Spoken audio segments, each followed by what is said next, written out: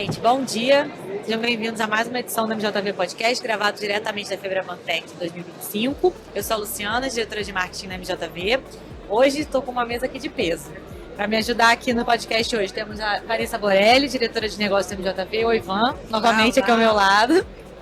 Marcelo Miranda, diretor de tecnologia da MJV. Oi, Marcelo. Olá, bom dia, tudo bem? Bom dia. E nosso convidado de honra, VP de tecnologia da B3, Rodrigo Nardoni. Seja muito bem-vindo. Olá, obrigado. Obrigada por estar aqui com a gente. Bom, hoje a gente vai bater um papo sobre infraestrutura invisível, coração tecnológico do mercado brasileiro. Nome pomposo para um tema interessante. Bom, vamos lá. Para a gente começar aqui nessa conversa, Rodrigo, tem aquela máxima que o mercado nunca dorme, né? Então, o mercado nunca dorme, os sistemas também nunca dormem, e você lidera uma das infraestruturas mais críticas do país. O que significa operar tecnologia com praticamente sem margem para erro num mercado que funciona praticamente 24/7? Se me permite aqui no começo, acho que é importante primeiro enfatizar que a B3 ela é muito mais do que a bolsa. Sim, ela é a bolsa, é verdade. Também. A gente é muito mais do que a bolsa. Tá? Muitos serviços diferentes hoje, como registros de balcão, tesouro direto, desenvolvido e operado pela bolsa. É um programa que nós temos com o Secretário do Tesouro Nacional. Enfim, temos serviços na área de seguros, duplicatas, recebíveis de cartões, enfim, um conjunto de serviços para o mercado financeiro bastante eclético, né? Bastante abrangente. Sistema Nacional de Gravames, também operado dentro da Bolsa, e uma vertical de dados hoje é muito importante, porque a gente entende que a gente consegue gerar produtos e serviços com valor agregado de dados. Né? Isso tudo aumenta a complexidade dessa pergunta que você fez. Sim, a Bolsa por si só é um ambiente crítico, nós estamos no centro do mercado financeiro, né? A Bolsa não pode parar, porque a Bolsa parar significa parar o mercado financeiro nacional e gerar um impacto quiçá até fora do Brasil, né? Então, traz uma preocupação muito grande, é uma responsabilidade muito grande para a gente manter o ambiente totalmente operacional e funcionando quase que 24/7, como você disse. Hoje a Bolsa não opera 24/7, mas eu acho que esse futuro, isso não está muito longe de acontecer. Eu acho que a tendência de mercado, a tendência global é que isso aconteça. Quando você olha para as bolsas de cripto, por exemplo, elas já tem essa característica, e eu acho que o mercado financeiro global não vai fugir disso. Então, eu acho que em algum momento a gente vai chegar lá. Uma responsabilidade muito grande e um orgulho muito grande. Eu acho que sempre que eu chego em casa, minha mãe pergunta o que eu faço, é meio difícil de explicar, né? Mas eu falo, mãe, é muito legal, porque o que a gente faz tem um impacto para a sociedade, né? Tem um impacto para as pessoas, tem um impacto para os investidores, tem um impacto para as empresas que têm projetos. Então, o que a gente faz é ligar investidores às empresas que têm grandes projetos e fazer com que o mercado financeiro, com que a sociedade prospere. Então, isso é uma responsabilidade gigante, mas ao mesmo tempo é uma fonte de orgulho muito grande. Legal. Vocês querem implementar? Eu acho bem legal a gente falar um pouco dessa complexidade mesmo da B3, né? Porque a gente estava até falando disso antes, né? A gente que participa um pouquinho ali do dia a dia, a gente vê que não tem uma compreensão ampla, às vezes, de todos essas verticais de negócio que a B3 participa, né? Mas é muito legal a gente percebe aí o crescimento das startups que também estão envolvidas, muitas inovações. Então é bem legal a gente contar isso pro mercado, né? Sem dúvida, eu acho que tem uma questão que ele comentou, né? Mais perto. O comentário de quanto está acontecendo no mercado internacional também, essa tendência, né, de ir além do horário, inclusive de funcionamento, que hoje tem essa limitação, né? Então, e seja para o mercado que já de ativos que hoje já se opera dentro da B3, mas outros que têm uma tendência aí de serem trazidos também. Então, realmente isso torna ainda mais nervoso, né? O quanto e flexível, né? Qualquer dia você está fazendo uma operação até no final de semana, né? Um sábado, no domingo, que acontece em outros que estão mais recentes aí. Mas enfim, realmente é um super desafio aí. Eu acho que isso a gente precisa a todo momento modernizar nossa tecnologia, ter aquilo que tem de melhor no mercado para poder fazer frente a essa demanda do próprio mercado, né? Por sofisticação. O mercado brasileiro, o mercado de capitais, o mercado financeiro brasileiro tem passado por uma sofisticação muito grande. Eu acho que tem, na minha visão, tem um marco ali quando a pandemia começou, porque a pandemia não necessariamente foi a pandemia, que eu quero dizer, naquele momento a gente tinha, acho que a menor taxa de juros que a gente já teve na série histórica e uma inflação controlada, né? Então a renda fixa ali não era exatamente tudo bem, mudou.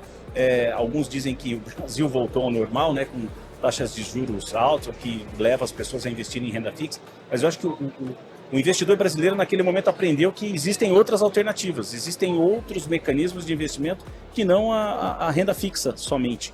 Isso significou uma sofisticação do mercado, os agentes autônomos ajudaram, a sofisticação das corretoras, o papel delas ajudou, e isso traz para a gente a necessidade, a obrigação de manter as tecnologias e os serviços que a gente oferece para o mercado totalmente atualizados com o que há de melhor no mundo, para a gente possa fazer frente a crescimento de volumes, crescimento de pessoas acessando o mercado de capitais e essa que eu chamo de sofisticação, que são novos produtos surgindo a todo momento. E aproveitando, falando de inovação, né, de novidades, a gente está falando de inovação, mas a B3 tem questões de tradição, né, de estabilidade, de confiança. Como é que a gente equilibra a tecnologia com a inovação sem comprometer a tradição, os pilares estruturais? Quando eu falo que estar no centro do mercado traz muita responsabilidade para a gente, né, toca nesse ponto. Ou seja, é um paradoxo. Você tem que inovar, você tem que trazer inovação e você não pode parar os sistemas, né? Você não pode parar o mercado. Tem um exemplo bem bacana agora. A gente, esse mês, agora em junho de 2025, a gente migra o Sistema Nacional de Gravames, né? Explicando rapidamente, todo carro financiado no Brasil ele é registrado num sistema central para evitar fraudes, né? Então você financia seu carro, o gravame daquele financiamento fica registrado no SNG, Sistema Nacional de Gravames, que é um sistema operado, desenvolvido e operado pela B3. E a gente fez uma transformação desse sistema, né? Não foi um downsize e reescrever o que estava no mainframe para a baixa plataforma, né, para uma plataforma distribuída. Nós criamos um sistema totalmente novo, usando o que é de melhor tecnologia, está hospedado em nuvem, Azure, microserviços, uma plataforma que foi construída junto com os clientes, entendendo a necessidade do cliente, modernizando os processos, né? E a gente fez toda essa transformação sem parar o mercado, e esse mês a gente está pronto para desligar o mainframe. A gente fez uma transição de um sistema que já tinha algumas décadas de maneira bastante transparente. Então vai ao encontro da sua pergunta, né? Como manter? A gente inovou, a gente trouxe novas tecnologias, a gente preparou o sistema para atender as necessidades de um novo mercado, preservando a segurança, a robustez e a continuidade dos negócios. Legal. Muito legal, a gente vem acompanhando, né, essas movimentações, assim, inovações na B3, e aí especialmente também a questão da experiência do cliente, né, e do design, que a gente também vem participando um pouquinho ali também com a Elaine, com o Marcelo, o Luiz. Queria que você contasse um pouco de como está sendo essa alavancagem também da utilização mais forte ali do design para fazer toda a modernização que vocês buscam e procuram. Perfeito. Design passou a ser mandatório em todos os portfólios que nós temos, né? A bolsa, a gente se organiza em portfólios de negócios para poder tomar as decisões, e ali você tem as cadeias de valor, e dentro das cadeias de valor tem toda a estrutura de pessoas que vão, os squads, que vão desenvolver todos os produtos, né? E UX e CX passam a ser, né, desde o ano passado, já passam a ser disciplinas mandatórias dentro desses times de desenvolvimento. Por quê? Né? Tudo começa com o UX, né? Você querer levar uma interface melhor para o seu cliente. Só que quando você tem uma cultura focada no cliente, você entende que não é só a tela, não é só a interface. Eu tenho que entender a jornada do cliente. Esse trabalho que eu citei aqui, que a gente fez, essa transformação que a gente fez no SNG, a gente buscou trazer muito desse conceito, né? A gente agora está olhando para o nosso site, a gente está trazendo acessibilidade. Né? Já há algum tempo, há alguns anos, a gente foca muito em acessibilidade, temos selos da Prefeitura de São Paulo, ganhamos alguns prêmios em função de como a gente conseguiu transformar os nossos portais em totalmente acessíveis, né? Nós temos talvez, acho que a maior pontuação, junto com o Itaú ali, de portais acessíveis no mercado financeiro. Então, todo esse trabalho de focar no cliente te exige entender a experiência. E isso você tem que traduzir na sua jornada interna. E aqui, de maneira bastante prática, a gente está se perguntando até se a gente está organizado da mesma forma. Da melhor forma. Será que eu tenho que mexer na organização interna até para, se percebe, uma interface demanda você olhar para a experiência do cliente, agora eu estou até olhando se eu estou organizado da melhor forma para, de fato, atender o cliente, olhando para a experiência dele da melhor forma. É bem interessante esse processo, né? Isso certamente nos leva cada vez mais a estar focado no cliente e levar aquilo que de fato faz sentido para o nosso cliente. Sem dúvida. Eu acho que vocês estão num caminho bem legal, assim, nesse sentido, e é bem importante, um cuidado ali com o cliente que está sendo... E no fim é um pouco isso, né? A gente oferecer uma experiência de cuidado com o cliente, né? Então, eu acho que o caminho... Esses prêmios de acessibilidade também, eu acompanhei o esforço ali do time, é bem legal, muito, muito bacana. Sim. E ao mesmo tempo garantindo a escalabilidade da solução, conforme a demanda, reduzindo inclusive custos que eventualmente em baixa ou em alta, você conseguir oscilar o seu custo conforme a sua demanda, tá certo? Acho que é sensacional a revisão da arquitetura também, ao mesmo tempo com esse olhar focado no cliente, é fundamental. E regra do sucesso aí para trazer... Com todas essas tecnologias certamente, tão robustas, né? Exato, Então exato. Bastante coisa. Toda uma renovação tecnológica ali acontecendo. Entende, né? Quando você fala que será que é a melhor organização, né? Não é simples Não, é uma orquestra. É uma orquestração, né? Porque quando a gente olha o histórico da empresa, a gente está mudando isso já há muito tempo, mas você pega por muitos anos a empresa foi muito focada na estrutura, né? Olhando muito para aquele lado regulado. E sem vergonha de dizer que por vezes a gente impondo ao mercado algumas soluções que da maneira como a empresa queria. E o mercado não é mais assim, não é assim que funciona. Então você muda muitas coisas. E hoje a gente, de novo, né, olha até para a organização, para ver se a gente está organizado da melhor forma para atender a experiência do cliente. Essas coisas são profundas, são mudanças profundas. Porque volta para a primeira pergunta, né? Porque é um mercado complexo, Sim. Que é regulado, que tem uma complexidade tecnológica tão abrangente, como que eu insiro experiência e o que começa e por onde termina. Não é tão simples, né? E a tecnologia tem um papel importante aqui também, né? As novas tecnologias e o surgimento de novas empresas com tipos de serviços diferentes em função de novas tecnologias também nos desafiam. A gente tem que olhar para as nossas soluções, tem que ser mais rápido, a gente tem que ter uma infraestrutura que permita pivotar. É um termo que talvez tenha sido até um pouco desgastado, mas é um termo importante, né? Como é que você muda o sentido, o rumo, o que você está fazendo para poder atender um cliente com uma necessidade diferente? A gente vê isso Sim. muito no mercado de balcão. Quando você pega o mercado de balcão, a gente tem aquilo que a gente chama de clientes mais tradicionais, que tem uma maneira de se comunicar com a companhia, ali no serviço de registro de balcão, e tem clientes que nós chamamos de neobanks, né? Ou aqueles que são nascidos digitais. Eles têm outra necessidade, é outra maneira, é outra forma. Eu tenho que saber falar com os dois. Eu tenho que saber atender os dois. O que isso significa para dentro de casa? Hoje a gente está modernizando toda a nossa plataforma de balcão com esse olhar de que eu não posso impor um único modelo. Eu tenho que entender que eu tenho clientes com perfis diferentes, com necessidades diferentes, e tenho que saber falar a língua deles. Então isso faz com que eu construa um sistema de uma maneira totalmente diferente. Antigamente eu dava uma opção. Hoje eu tenho que falar a língua do cliente, não o cliente saber simplesmente falar a minha língua, né? E Nardoni, você estava falando sobre experiências personalizadas, né, de entender cada cliente, e aí claro que a IA se aplica nesse contexto, né, de hiperpersonalização e tudo mais. Então, que a IA vai além do hype, acho que já está a ponto pacífico, a gente está vendo várias aplicações, mas eu queria entender em que áreas menos visíveis ela também tem gerado valor. Detecção de padrões, de análise de anomalias, análise de risco. Você pode contar um pouco para a gente sobre isso? Posso.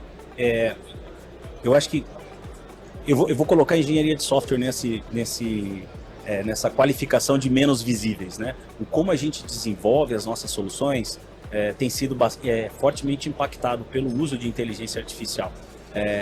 Na B3, nós desenvolvemos e somos responsáveis pelas todas as plataformas críticas. Aquelas onde a gente, por uma decisão de abreviar a experiência, tomou a decisão de licenciar algum software, como é o caso da nossa Clearing com a Nasdaq, por exemplo, ou da nova depositária com a Vermículos, a gente nunca faz um licenciamento puro e simples, a gente compra o código-fonte e a propriedade intelectual.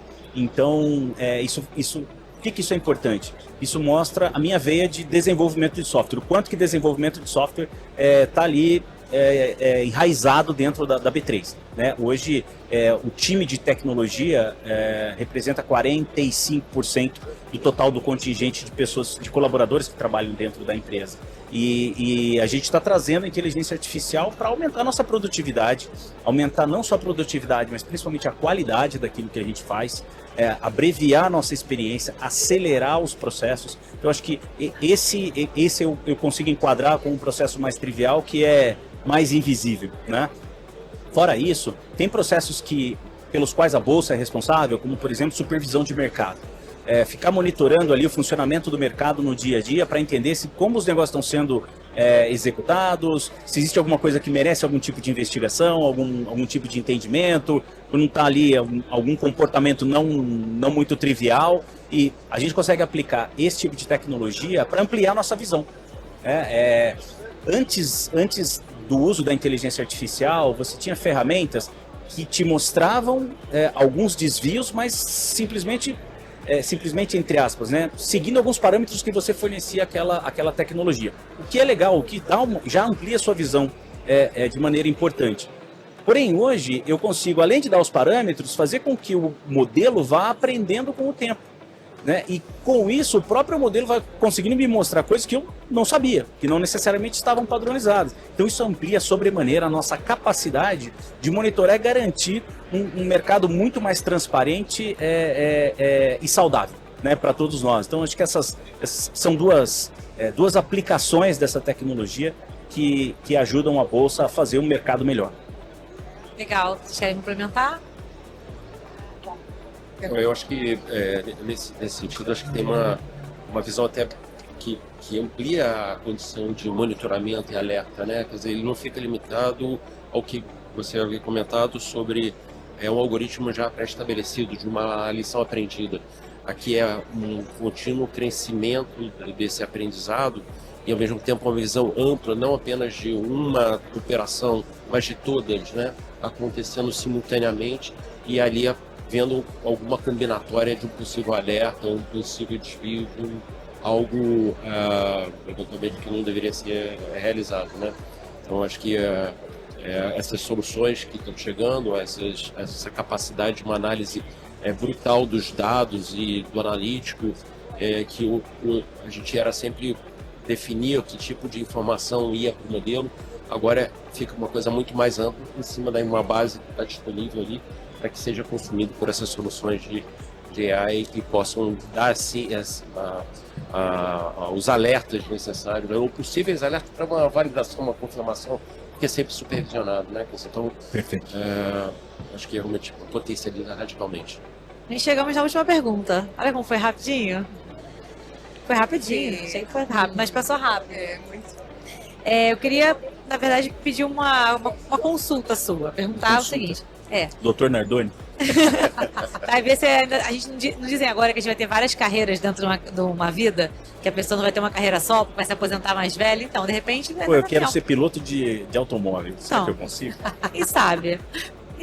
Vamos ver, que a tecnologia pode ajudar, né? Então, com a sua visão privilegiada, né, do mercado financeiro, da tecnologia, o que você acredita que o setor financeiro ainda subestima, mas que pode ser decisivo nos próximos anos? Assim, eu não diria subestimar, eu não sei se eu usaria esse termo. O que eu digo o que eu entendo é que a gente está diante de uma tecnologia que já é realidade, que é a democratização do uso da inteligência artificial generativa, porém ainda tem muita coisa que a gente não sabe que a gente não sabe, e essa frase ela é importante você entender, né? Uma coisa é você, puxa, eu não sei isso, tá? Aí você vai desenhar um caminho para aprender. Agora, quando você não sabe o que você não sabe, você não tem nem para Vou onde aprender. correr, se você vai ter que estar preparado para reagir. E é importante a gente entender isso, porque eu acho que a gente vê a todo momento o quanto que está evoluindo isso. Vou te dar um exemplo muito simples. Eu já estou preocupado em assistir vídeos nessas plataformas digitais. Eu já não estou conseguindo mais distinguir o que é realidade do que é montagem. Sim. Tem uma nova ferramenta que surgiu recentemente de montagem de vídeos, o que tem aparecido de repórteres fazendo reportagens e é tão natural a colocação da fala para os repórteres que parece que aquela é uma reportagem verdadeira. Sim, sim. Como é que a gente vai distinguir isso? O que isso? Veja, eu dei um exemplo aqui de um videozinho, mas começa. Esse é um exemplo do que a gente não sabia que isso, entendeu? Que a gente não sabia isso. E agora? O que a gente faz com esse negócio? Porque até pouco tempo atrás era uma coisa um pouco tosca, você conseguia identificar. Agora tá difícil, realmente. Agora tá difícil. Agora tá difícil de reconhecer. Então, Teve uma prefeitura, não sei se você viu isso, uma prefeitura acho que foi do Norte, que ela fez um vídeo inteiro com IA para campanha de festa junina. E você não diz, é impossível dizer, não tem nada humano ali, nada. Narração, imagem, nada. no nosso stand, por exemplo, é que eu acho que está tendo algum problema com a infraestrutura de internet aqui. Aí a gente teve alguma dificuldade. A gente trouxe um avatar, né, que na verdade é uma pessoa. E a gente filmou essa pessoa e coloca. Você pode ir lá e fazer qualquer pergunta do mercado de capitais, ele vai te responder. Ela vai te responder. Entendeu? E é natural, é como se você estivesse conversando com ela. É uma realidade impressionante. Agora, a gente tem que extrapolar, né? O que mais a gente não sabe que pode transformar o mercado financeiro. Então, acho que não é subestimar, mas a gente tem que acompanhar de perto e saber reagir. Um segundo que eu acho que parece ser um pouco mais distante, mas essas coisas têm uma capacidade de chegar rápido, né? Que não era para bater aqui, que faz barulho. Computação quântica. A hora que ela surgir, o negócio é avassalador. Ou será avassalador. Seja para segurança cibernética, seja a capacidade de quebrar os modelos de hash que existem hoje, seja a ameaça que isso pode significar para uma blockchain, por exemplo. Hoje tem muita gente que investe em cripto. Como que computação quântica pode colocar em risco todo esse investimento? Como é que você se protege? Empresas do mercado financeiro, que tipo de cuidado eu tenho que ter para poder garantir o sigilo, a integridade, seja do saldo das pessoas, seja da custódia de ativos das pessoas. E, olhando para o lado positivo também, que tipo de solução eu posso criar com essas novas tecnologias? Então, aqui é mais um desconhecido necessariamente do que uma subestimação.